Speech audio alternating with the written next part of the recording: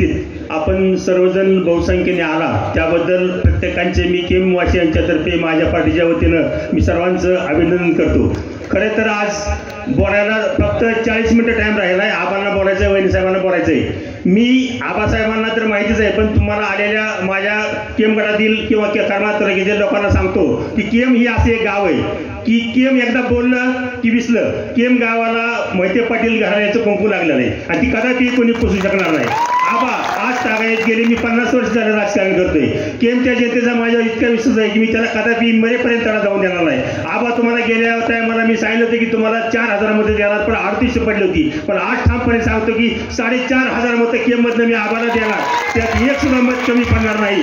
आणि कुठल्याही प्रकारचं ही न करता, कुठल्याही प्रकारचं आम्हीच न करता, कोणाला 1 रुपया न देता 4500 मतं केम मधनं मी आबाला देणार आणि आबाची तुतारी निवडून आणणार। आज टाइम थोडा राहिलाय, दोघा तिघाला बोलायचंय म्हणून एवढा थांबतो आणि उपस्थित सर्वजण या ठिकाणी आल्याबद्दल पुन्हा एकदा सर्वांचं अभिनंदन करतो। नमस्कार, जय हिंद, जय महाराष्ट्र। धन्यवाद दादा। यानंतर सौ शीतल देवी मोहिते